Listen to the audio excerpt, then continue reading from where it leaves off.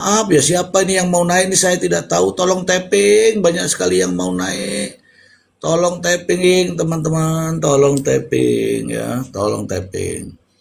Tapping, tapping aja, tap gitu aja bro. Naik Mister Z gitu, aku tak lihat.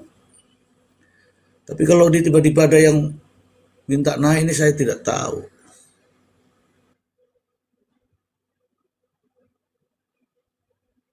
Terima mentah-mentah CCTV ala-ala remang-remang itu juga nggak boleh, harus juga dibuktikan. Itu. Selamat malam, Master Ji. Selamat pagi saudaraku. Ya, aduh, saya lagi bertengkar berat di Komel sebelah. Ada praktisi hukum mengatakan orang yang percaya pembunuhnya ada 4 orang itu adalah kurang kurang makan buah dan sayur. Kalau Yo, saya ngomongin dia kurang makan daging. Ya, kita dikatakannya kurang makan sayur ya, Master Ji. Iya, karena kita makan daging, dia makannya cuma buah sayur. Makan sayur. Saya tanya gini, Master Ji. Master Ji, ya. saya bertanya mungkin di luar konteks. Saya tanya apa itu statuta Roma. Dia nggak bisa jawab statuta Roma. Ya, nggak boleh juga sebenarnya kalau aja mancing. Kalau saya tahu itu aja itu pembentukan hukum internasional tentang tindak pidana pada saat itu di sana kan. Begini Mister J. Dia Ya. kan apa nyaman dia kan kalau apa nama wajar kata dia kalau kalau Reddy Samperio ditembak karena kasusnya ini kasus pembunuhan, siapa nggak geram kata dia. Ya nggak Tapi nggak boleh, bisa gitu juga bang. nggak boleh. Iya. Nggak boleh. Ah, itu juga susah. Saya mau menjelaskan, saya sudah berulang-ulang kali menjelaskan. Ketika terkait dengan penangkapan, apabila melakukan perlawanan, maka itu yang bisa dilakukan. Tapi kalau saya menyerah, Pak, nggak perlu itu. Ya, masa kan praktisi hukum bisa bicara gitu ya Mas saya. Aduh, jadi Susah kita ya. nggak ada edukasi hukumnya. Dan udah pernah lihat itu nggak, Pak Dokter, yang Ya, apa itu namanya video penangkapan? Saya sempat lihat tuh, tapi juga baru ada sih lihatnya. titik-titiknya. Itu Iya, nggak ada itu perlawanan kan itu, nggak ada dibekukan, perlawanan. nggak ada perlawanan itu, iya di asrama apa itu namanya, di mesnya Menganjang. pelaut ya atau nelayan tuh, ABK. Itu nggak ada perlawanan tampak di situ. Nah, alasannya kan dulu katanya mau ngambil dompet kemudian lari kan. Masa iya polisi percaya begitu aja? Orang ngambil dompet dilepas, pasti dikawal lah. Iya Pak, Itu nggak iya bisa. Pak. Saya tahu semua Pak. Kalau itu diungkapkan, ada yang juga menyampaikan bahwa itu ada apa namanya itu. Loh mana Pak Dokter kok tiba-tiba hilang Pak Dokternya? Sinyal nih kayaknya nih. Waduh. Kalimantan ya, Gini kalau loh, nggak salah. gini loh Pak. Kalau penangkapan itu tidak melakukan perlawanan, ya tidak diapa-apain. Tidak diapa-apain. Kecuali kalau melakukan, banyak kan yang melakukan perlawanan, yang tidak mau ditangkap, yang melarikan diri. Ya itu. Tapi kalau sudah ketangkap, kemudian sudah ditangkap, kemudian dia dibawa ke kantor polisi, katakanlah gitu, ya nggak perlu ada begitu lagi. Nggak perlu. Coba yang mau naik tapping ya, yang mau naik tapping ya, yang mau naik tapping. Mister Ini Ji, banyak yang mau naik tapi kalau taksiran waktu, pledoi berarti minggu depan nih Mister Ji ya. ya, apalagi ini ada kata dari Bang Ivan, apalagi bilangnya wajar kalau polisi nangkap terus digituin. Nggak wajar, Pak. Coba ditanya itu. Tanya sama polisi-polisinya langsung ke sana. Apakah itu melarikan diri atau apa? Bisa dua-dua kaki ditembak itu. Kalau itu dipertanyakan juga akan menimbulkan permasalahan. Gimana Pak Dokter? Rabu. Sinyal aman sinyal. Sumatera Selatan. Halo abangku. Halo, Mister Z. Ya, ya. Nyimak, Di nyimak teman sebentar, Bang. nih. Silakan.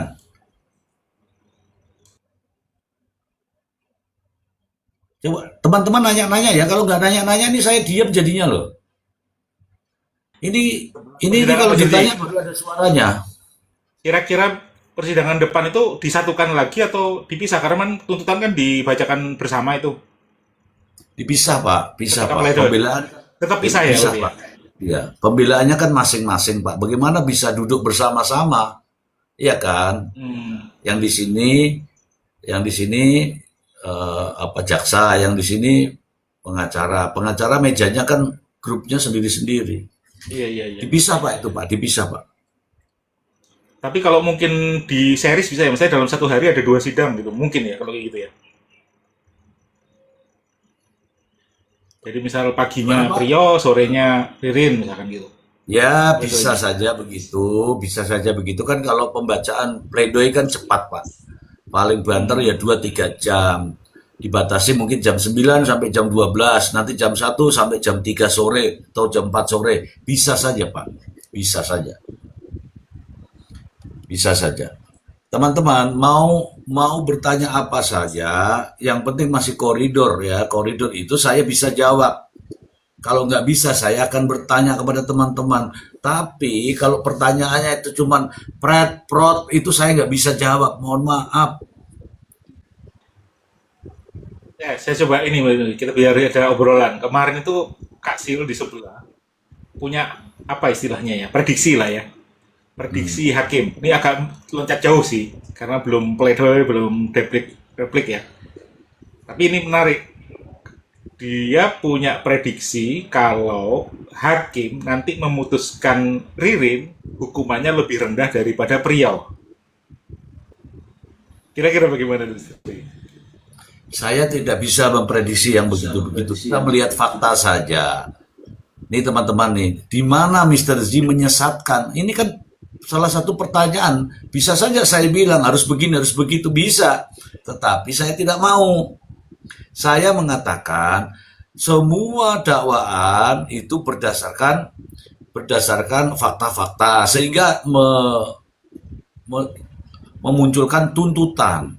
Nah, tuntutan itu pada akhirnya nanti hakim juga akan memutuskan. Memutuskan itu juga harus berdasarkan dua alat bukti yang sah, yang saling berkesesuaian, yang menimbulkan keyakinan hakim. Walaupun ini saya bilang, ada yang ngomong begini, sudah banyak kok bukti-bukti.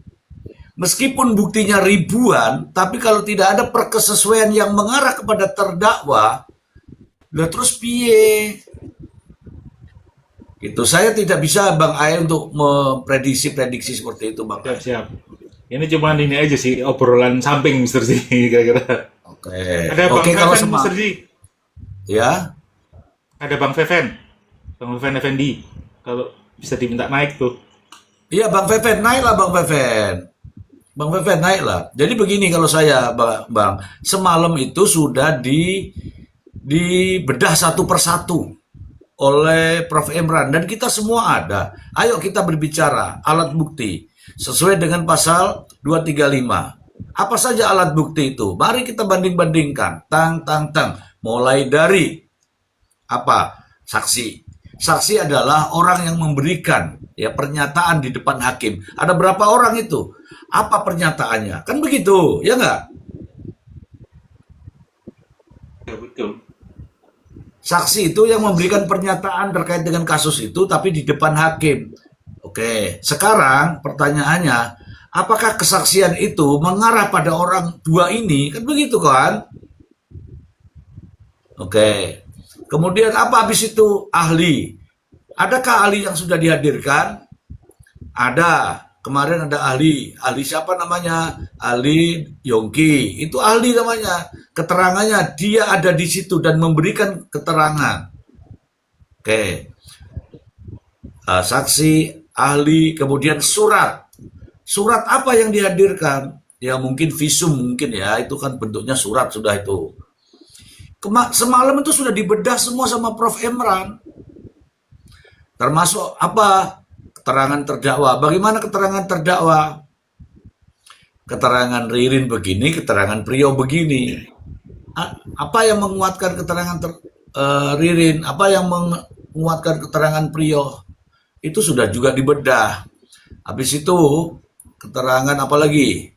Bukti elektronik. Ya kan? Bukti elektronik. Bukti elektronik itu apa? Ya itu sudah dikeluarkan semua itu ada CCTV, ada ini. Itu digital forensik apa enggak? Sesuai dengan permintaan hakim minta agar dilakukan digital forensik, tapi faktanya tidak kan? Ya itu silakan dibedah sendiri. Apalagi barang buktinya apa di situ? Palu. Palu ini didapat dari mana? Dari comberan. Ada persesuaian nggak antara palu ini dengan perbuatan? Itu dari sini bilangnya iya, dari sini bilang tidak. Bagaimana ceritanya? Begitu kawan-kawan. Ini ada siapa sih namanya ini? Gancang Hirya. Gancang Hirya mau naik Gancang? Coba tapping dulu Gancang. Oke. Mister Z, saya mau bertanya. Si Bisa Mr. Z. iya, silakan Sumatera Ya, Selatan. ini mau bilang apa Komal menyesatkan itu kurang pengalaman atau kurang pengetahuan ya kemungkinan. Karena di sini saya dari pertama Mr. G mulai Komal saya menonton sampai jam 2, jam 1 itu terus, apalagi masih ada Bang Maksi, Bang Bli, banyak yang lain-lain tuh, tapi Bang Bli nggak lagi di sini kan. Saya nonton Komal ini seneng. Orang bilang Komal ini menyesatkan, itu saya nggak peduli kalau pendapat saya. Karena cara menjelaskan saya mudah paham, mudah dipahami. Saya sering nonton Komal-Komal sebelah. Mereka membuktikan dan juga untuk menjelaskan, tapi tidak mudah dipahami. Itu yang susah. Ya kalau Ya, Bang Mr. Z mudah dipahami, mengerti. Dalam hati, walaupun sebenarnya pendapat saya dalam hati nurani saya, memang saya dalam hati nurani saya kan itu memang pelakunya si R. Tapi yang dijelaskan ini buktinya enggak apa, nggak asal enggak nuduh lu sesuai, ya. enggak sesuai dengan prosedur. Hmm. Itu sebenarnya saya suka ini yang bilang-bilang Komal menyesatkan atau gimana, itu orang udah nggak bisa diin lagi tuh. Daripada saya nonton yang sebelah, enak saya di sini sebenarnya, nggak pernah Ya, di sebelah, karena ini mudah dipahami, menambah ilmu dan wawasan bagi saya. Ya terima kasih, mungkin itu saja Bang Mr. Z. baik Sumatera Selatan. Bang Doktor, mungkin ada yang mau dibicarakan Bang Doktor, silakan. Ya udah itu aja cukup lah Bang. Masih urat-urat alat agangnya di tali tengkar itu di sebelah. Ya, Tapi nggak, ada Apalagi pakai pertanyaan nih, Mr. urat-urat Z. itu. nggak Mr. Z, boleh ada urat-urat ya. Ya, mau nyoba nerusin pertanyaan dari tab-tab bawah. ya Itu ada boleh. Pak Chandra nanya, apakah kita orang luar bisa lihat foto kondisi korban? Itu pertanyaannya Mr. Z. Apa itu? Pertanyaannya gini, apakah kita orang luar bisa lihat foto kondisi korban? Kondisi korban kayaknya nggak pada saat itu kan? Ya mungkin pas foto-foto ditemukan itu Mr. Z oleh polisi ya, oleh Inavis berarti ya. Kayaknya nggak bisa karena kecuali keluarga ya. Kalau keluarga itu mungkin bisa. Kalau orang luar kayak wartawan itu dia nggak akan bisa ngambil itu. Karena yang tahu tuh tim dari kedokteran sama Kalau PH penyidik. boleh Mr. Z? PH boleh PH, tapi kan Boleh. PH siapa dulu? Kalau PH-nya korban ya PH keluarga Enggak, maksudnya korban PH boleh. terdakwa? Enggak. Oh nggak dapat ya? Oke. Enggak. Lalu tadi ada pertanyaan nih. Tadi saya jawab Ya. setahu saya nih. Apakah lie detector bisa digunakan di kasus ini? Pernah dengar nggak, Ya. Mr. Z? Pernah digunakan di case kepolisian? Karena kita kayak jarang ya. Jarak kalau di proses persidangan itu tidak. Lie detector itu akan dibuat pada saat berita acara pemeriksaan. Apakah pernyataan dalam BAP itu benar atau tidak itu baru. Tapi kalau hanya untuk di sidang itu kan dasarnya dari BAP. Kalau dia BAP dari BAP ya, kalau dia menyatakan benar BAP-nya, ya itulah keterangannya. Tapi kalau menolak BAP-nya, ya silahkan disampaikan melalui pernyataan langsung. Benar atau tidak tergantung penilaian hakim. Bisa digunakan atau tidak saksi ini, contoh di saksi ya, bisa dibenarkan atau tidak karena ada korelasi nggak dengan berita acara sebelumnya atau kesaksian sebelumnya atau dengan alat bukti sebelumnya. Itu penilaian hakim.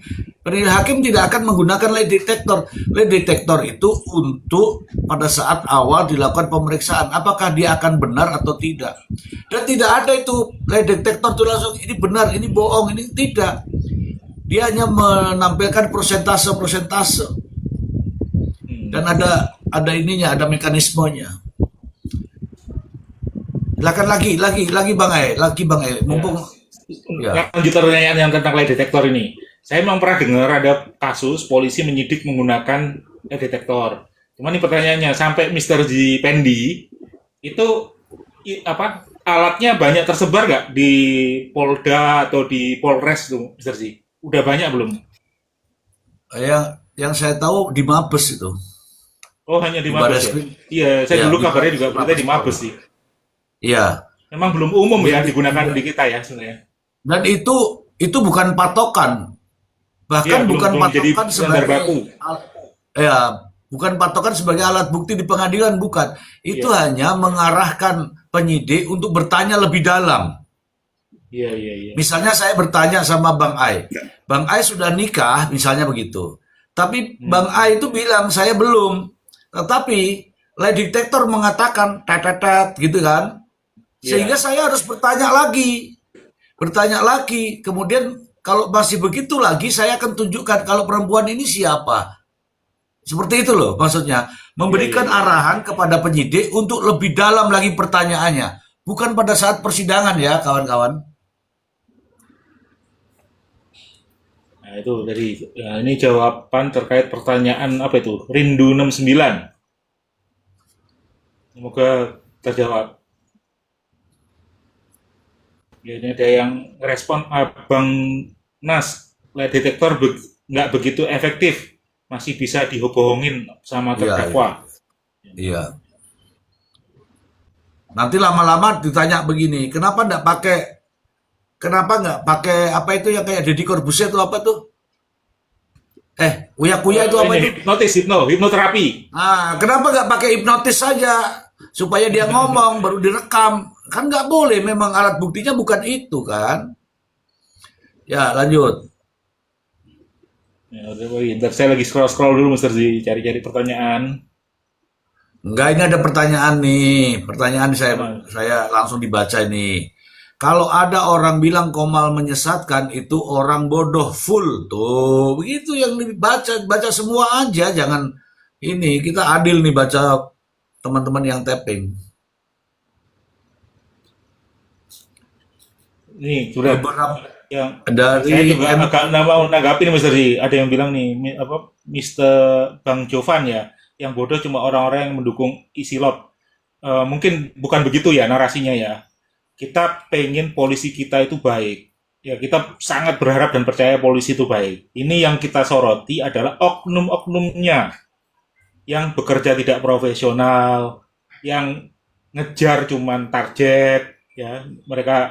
Mereka inilah yang kita perlu kritisi agar mereka balik ke jalan yang benar, sebalik ke profesional sebagai polisi kita yang kita cintai. ini pertanyaan bagus nih dari Agus Nyung. Memutus perkara tanpa alat bukti yang tidak berkesesuaian, apakah sah, Mister? Justru itu, semalam juga kita sudah ulas. Hakim itu akan mengambil keputusan, memutuskan suatu perkara itu berdasarkan apa? Berdasarkan minimal alat bukti, minimal 2 alat bukti yang sah, yang berkesesuaian dan menimbulkan keyakinan hakim. Meskipun alat buktinya hanya ada 200, meskipun alat buktinya ada 1000, kalau tidak ada persesuaian antara alat bukti tersebut terhadap perkara, lah untuk apa? Hakim kan tidak yakin. Gitu ya, Bang Agus ya. Sudah saya jawab Bang Agus.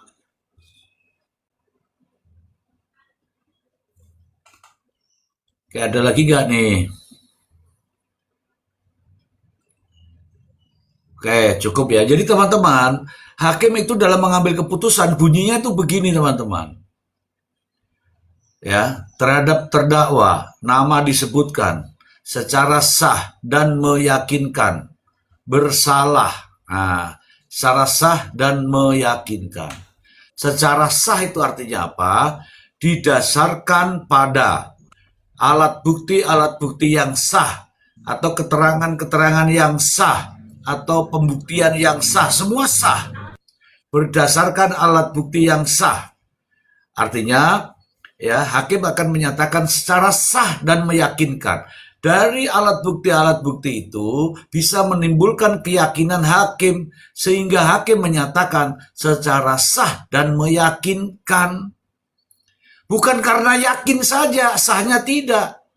Yakin nih, ada terdakwa, yakin nih. Tidak begitu hukumnya. Hukumnya adalah ada keterangan saksi-saksi yang berkesesuaian. Misalnya ada saksi dari rumah sakit nih ceritanya, ini korban pembunuhan. Kemudian ada palunya milik siapa? Milik Ririn, katakanlah gitu. Atau dipegang oleh Ririn. Ririn melakukan pemukulan. Sesuai semua, katakanlah sesuai. Sesuai. Kemudian dari keterangan saksi menunjukkan. Kemudian dari rekaman CCTV ada gelagat masuk ke situ dengan mengendap-endap misalnya. Kemudian ada ada perbuatan itu. Dukunglah semua alat bukti, semuanya berkesesuaian bahwa dialah pelakunya, bahwa dialah pembunuhnya. Nah, itu baru yakin. Itu baru yakin. Itu. Ya, saya Bang Ai, dari dulu saya itu bicara selalu tentang kebenaran. Karena teman-teman itu nggak suka yang namanya kebenaran, karena antara dia itu suka dan tidak suka, maka serangannya juga banyak ke saya, Bang Ai. Contoh Bang Ai, ini nanti teman-teman saya kasihkan contoh ya. Saya itu sejak semula saya tidak mendukung Nikita Mirzani, tidak mendukung Reza Gladys, tapi saya berdiri pada proses perbuatan. Begitu aku cerita tentang perbuatannya, pendukungnya Nikita Mirzani itu marah semua sama saya. Marah semua. Tapi kan saya tetap ngomong apa adanya. Dan faktanya sekarang saya menang kan. Bukan menang dapat uang, bukan. Menang karena apa ya? Pendapat. Gitu. Iya. Buktinya dia Nikita yang akhirnya divonis bersalah ya kan, akhirnya begitu. Iya, sampai dibilang divonis bersalah, kemudian kita ulas lagi. Ada yang julid lagi. Tunggu ya pada saat banding. Oke, kita hitung-hitung tuh bandingnya. Banding tuh bagaimana ya? Banding tuh gimana ya gitu kan? Hitung-hitungan tuh, banding tuh bagaimana? Begitu banding kita tahu bahwa kalah kalau begini nih, kalah betul. Enggak percaya PK, pengacaranya tuh sibuk bodoh-bodohin orang. Kenapa saya bilang sibuk bodoh-bodohin orang? Bagaimana? Hakimnya yang diserang, hakim bodoh harus belajar di mana? Itu kan menyerang orang. Wah, begitu muncul putusan, wah ribut lagi. Ribut lagi di perdata. Perdata itu sampai ngomong lah, ini kan beda, ini beda. Banyak tuh. Saya bilang, aduh mama, perdata itulah faktanya. Jadi nggak perlu lagi, udah. Makanya kita ini sedang berbicara mengenai proses Tidak penting tuh saya mendukung siapa nggak penting. Karena saya pada prinsipnya tidak kenal mereka-mereka itu. Ngono loh. Mari kita bicara prosesnya.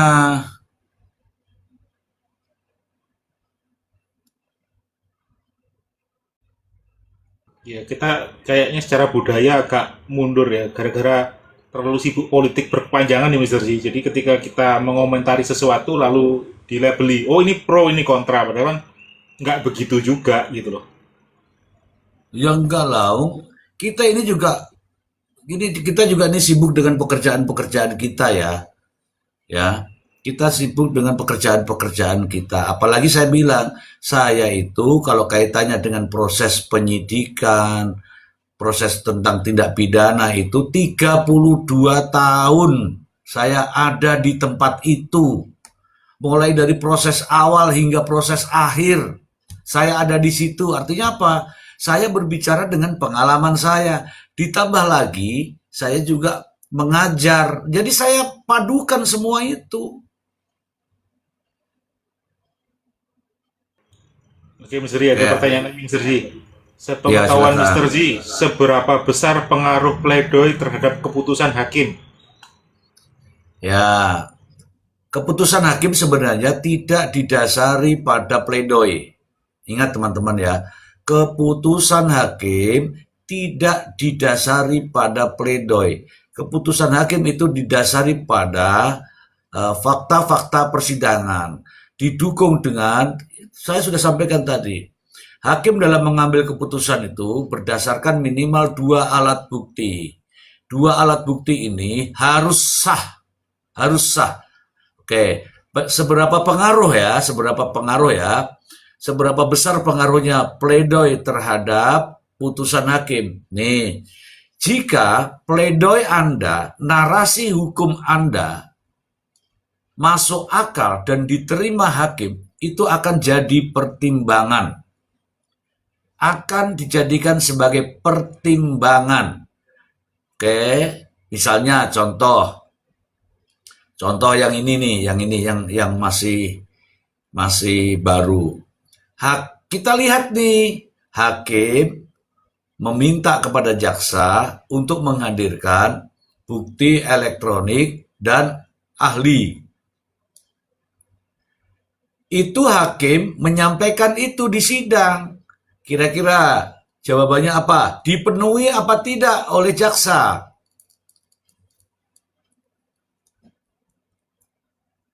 Teman-teman bisa tapping.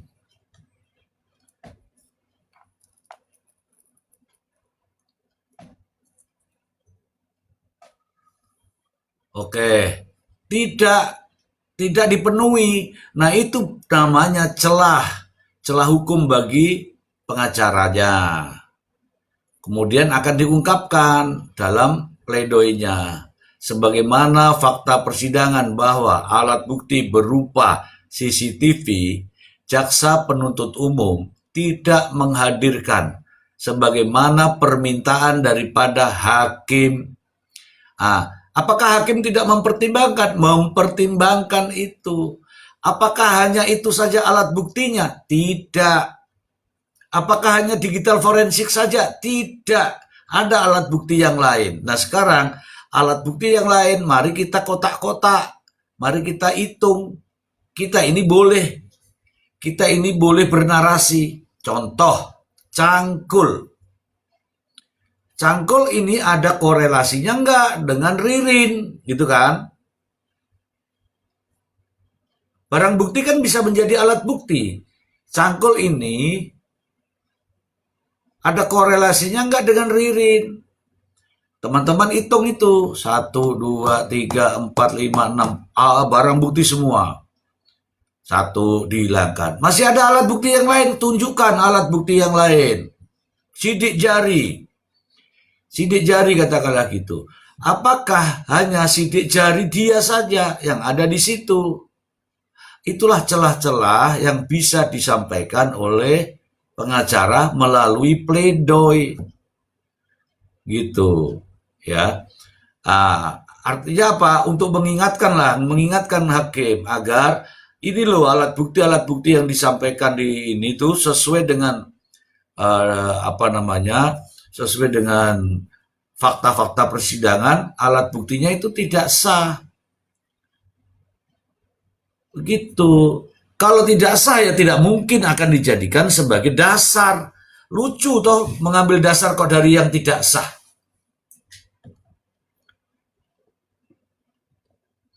Oke teman-teman nanya aja nggak apa-apa kok. Saya itu nggak marah, saya itu pengen ngasih tahu teman-teman bahwa beginilah caranya. Kita hitung, kita petakan, gitu. Kalau itu udah pasti Pak, kalau itu udah pasti. Kalau itu dapatnya dari situ artinya ada kepentingan Pak Ai. Kalau saya ini nggak punya kepentingan, saya melihat fakta persidangan saja. Dulu tadi di Ini bawah ada diskusi ini, Mr. Z, kan si Ragusing itu nunjukin foto-foto yang apa itu istilahnya ya, yang ada barang bukti dan sebagainya gitu. Saya nggak tahu. Apa itu dokumen yang diserahkan ke jaksa ya? daftar barang bukti itu memang Daftar ada barang bukti. untuk jaksa, ada untuk hakim. Kan PH. dibuat 3 berkas itu. Ada untuk Iya, jaksa, ada untuk hakim, ada untuk pengacara. Kalau berkas itu ditunjukkan kepada siapapun, ya urusannya dia. Kita nggak mau tanya, kita nggak mau tahu. iya. Nggak, maksud saya Oke. berarti pihak terdakwa bisa terima itu ya, dokumen itu ya? Iya kalau kan semua ada di pengacara. Kan begini Iya, Pak, iya. berkas itu dibuat 4 Pak. Hmm, 4, 1 itu arsip Pak, 3 itu diserahkan ke jaksa. dengarkan, ya. Nah, Oke. jaksa itu nanti dia ambil 1, hakim 1, pengacara 1 Pak. Hmm, Jadi sama oke, semua oke. itu. Kalau kalau misalnya saya mendapatkan berkas perkara kemudian saya mau sebar-sebarkan di luar sana, ya itu kan saya. Yang resikonya kan Iya, juga saya, kan begitu ya? iya. Nah, gitu. Nah, itu tuh Oke, mungkin adalah jawaban buat apa? Ivan Chandra sama siapa tadi ya? Satunya ya. Jovan. Nah, mungkin ya oke. intinya itu nanti tanggung jawab pribadi lah ya, pribadi PH-nya. Pribadi, tanggung jawab pribadi. Tujuannya apa juga kita kan nggak tahu. Padahal tujuannya seseorang menjadi pengacara dari penasihat hukumnya itu dari lawyernya itu adalah untuk pembelaannya. Tapi kalau hal-hal seperti ini disebar-sebarkan keluar, ya kalau positif mungkin bagus buat dia, tapi kalau akhirnya negatif, yang tanggung jawab siapa? Ya kan mereka kan.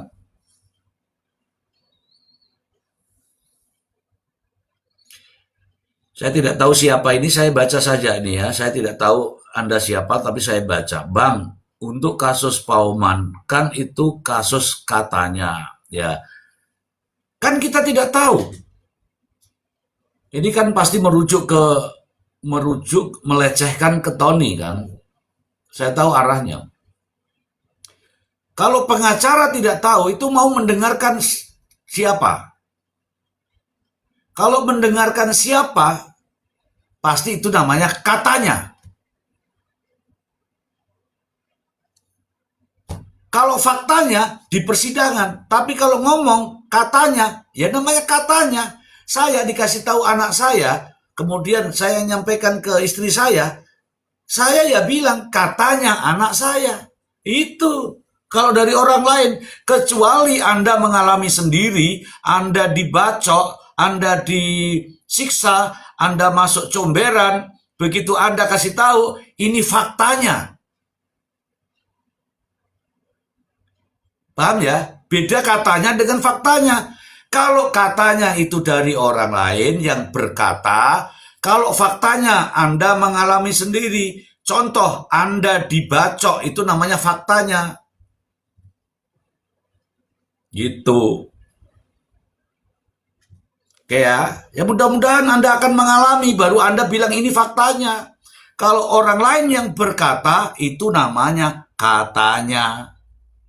Ngono loh bro. Oke, ini Justru ada kalau bagi saya, Mr. Z, narasi maling teriak maling, Mr. Z, sebelum dikatain katanya, dia ngatain orang lain katanya dulu. Kan padahal waktu di sidang terbukti tuh pas ditanya, Itu siapa? Itu apa? Saya tanya, oh ini sih ini. Menurut keterangan siapa? Menurut apa? Menurut keterangan Ririn loh.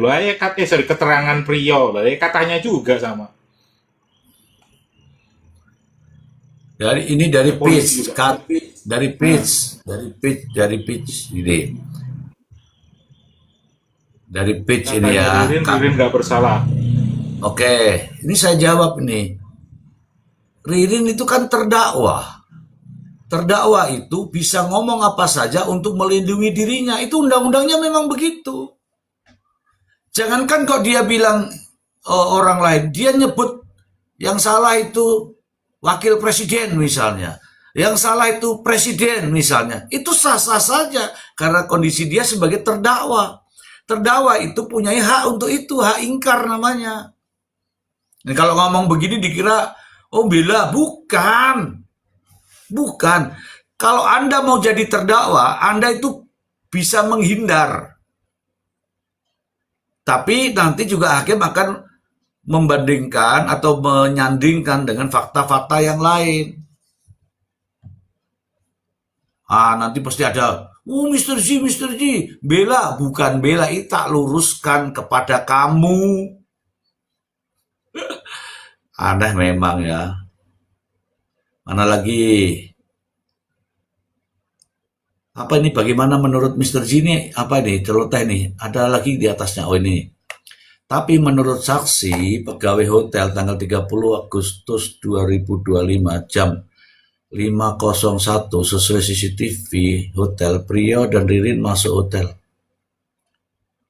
Ini coba Bang Ai ini dari celoteh ini. Kali dulu ya Mas Rzi. Ini karena gini Mas Rzi, Radusin itu pernah janji mau menginterview yang namanya Mail, kalau nggak salah ya namanya. Jadi kan kemarin tuh interview Andre.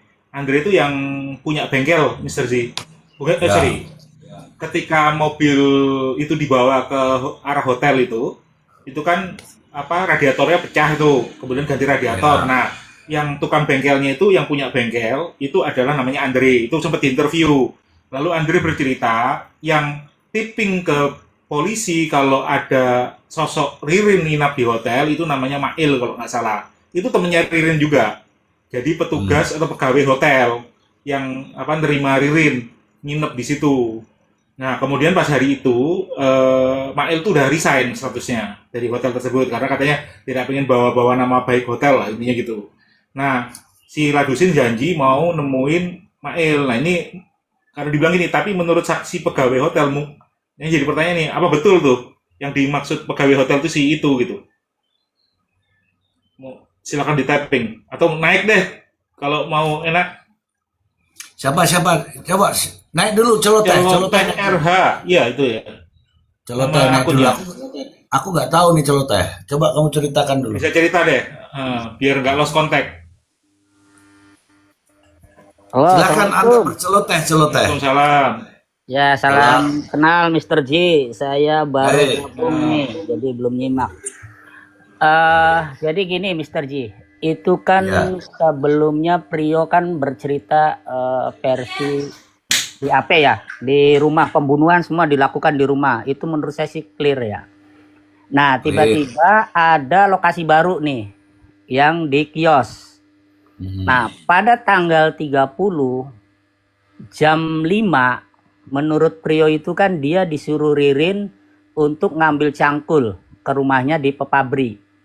Nah, jarak Pepabri ke rumah Budi itu kurang lebih 30 menitan lah. Artinya kalau dia balik lagi itu ada sekitar nyampe 5.30. Kalau dilanjutkan dengan mengubur kurang lebih 1 jaman lah. Artinya selesai sekitar 6.30. Nah, sementara menurut kesaksian Cariwan dan Sodikin ya kalau nggak salah itu yang pegawai hotel, Bang. Oh, Sariwan. Cariwan ya. Menurut pegawai hotel itu pada tanggal 30 jam 5.10 Ririn dan Priyo itu check in di hotel. Itu sesuai dengan jam CCTV hotel.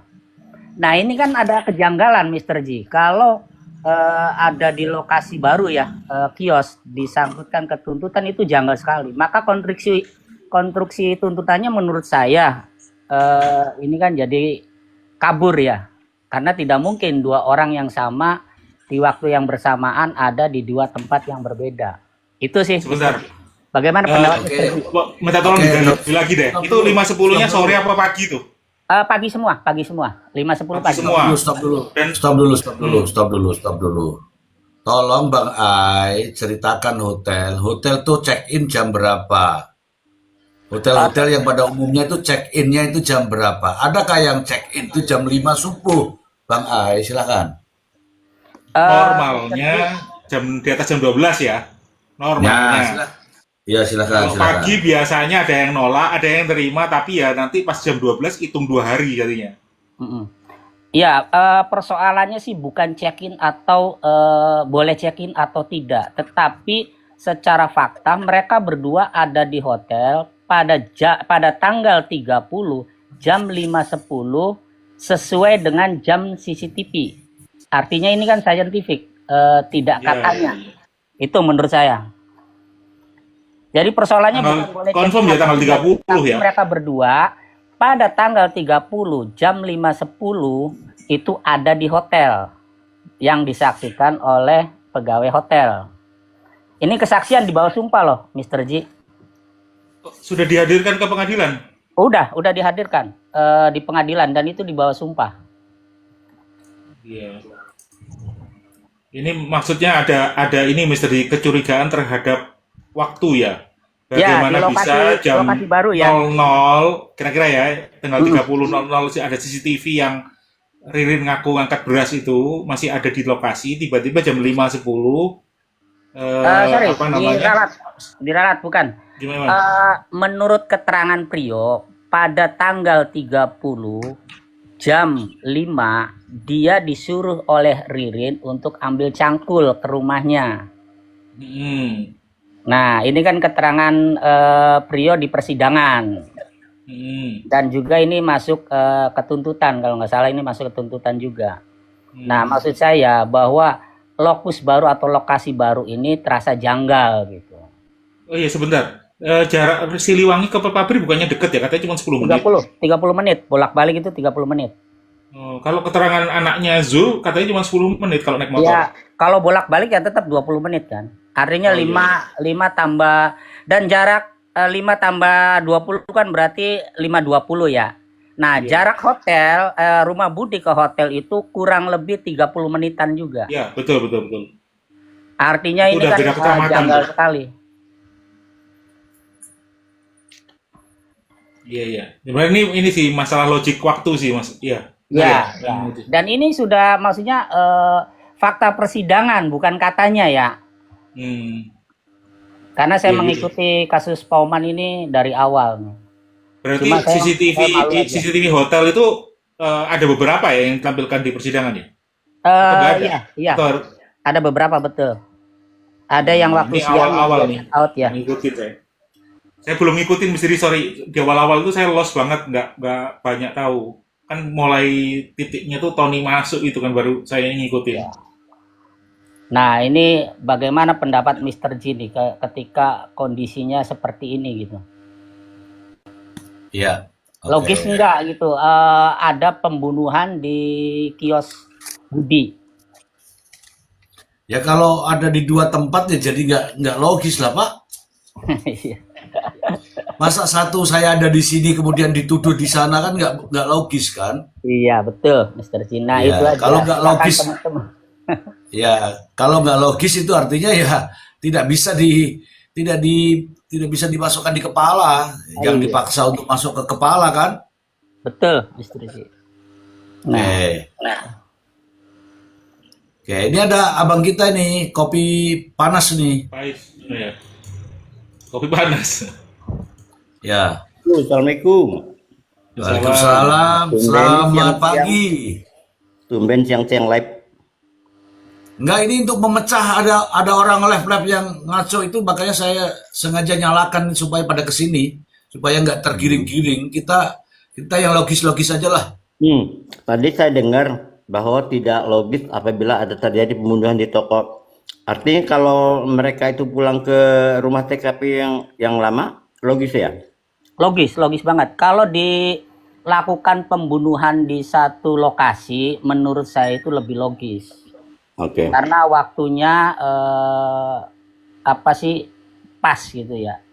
Tapi kalau digabung dengan toko, apalagi ada pengangkutan yang katanya jenazah itu 246 di waktu yang sama Mm-mm. itu di tanggal 30 ya, menurut saya ya itu terbantahkan dengan kesaksian dari pihak hotel yang menyatakan bahwa jam 5.10 itu mereka ada di hotel. Terlepas dari boleh check-in atau tidak ya, persoalannya kan bukan di situ. Tapi persoalannya Benar, mereka berada di hotel gitu. Berarti sudah ada dua Bang bukti Celoteh ya. tadi ada agak miss deh waktu yang di apa tokonya Budi itu yang ngangkut itu kalau timestamp di apa itu namanya di CCTV itu tanggal 30.00 Iya, tanggal 30. Ya, sekian. malam berikutnya. Jadi ya. itu 246. salah waktunya maju sejam. Jadi sebenarnya tanggal 29 jam 11 sekian. Aslinya begitu. Mm-mm. Enggak, Biar ini nggak kan salah analisa nanti. seolah-olah di toko itu dilakukan malam kemarin, Iya, malam betul, pertamanya betul. 29 gitu kan. Jadi Iya. kalau versi yang baru nih ya, kios itu tanggal 28.00. Ini versi Prio ya, kata Prio ya. Mm-mm. Mereka berdua itu ke kios. Mm-mm. Nah, melakukan pembunuhan korban Budi di kios. Oke. Artinya setelah pembunuhan dia biarkan mayat itu di situ, dia kembali lagi ke rumah. Artinya udah tanggal 29 nih, karena kan Ya, oke. sudah nono ya. Menghabisi semua keluarga. Mm-mm. Oke, berarti tanggal 29. Nah, mereka biarkan itu sehari. Mm-mm. Versi Prio nih. Nah, malam berikutnya berarti kan malam tanggal 30 tuh. Nah, menurut CCTV yang beredar yang dijadikan bukti oleh penyidik itu tanggal 30 246 terlihat mobil pick up diduga mengangkut mayat Budi. Artinya udah tanggal 30 nih, Pak. Ya. Nah, mayat itu dibawa ke rumahnya Budi. Nah, jam 5.00 Prio katanya disuruh Ririn untuk ambil cangkul ke rumahnya Prio. Ada itu kan CCTV-nya ada ya? CCTV-nya ada kan? Ada, kurang lebih 30 menit. Artinya kalau 5 kembali lagi dia 5.30. Nah, 5.30 dia menguburkan 1 jam lah kurang lebih. Berarti selesai itu 6.30. Kalau dia mau ke hotel, perjalanan hotel itu kurang lebih 30 menit. Maka seharusnya nyampe hotel itu jam 7 pagi. Nah, yang menjadi kejanggalan adalah kesaksian dari pegawai hotel dan sesuai dengan jam di CCTV, mereka ada di hotel itu 5.10. Nah, ini kan konstruksinya kan jadi janggal gitu.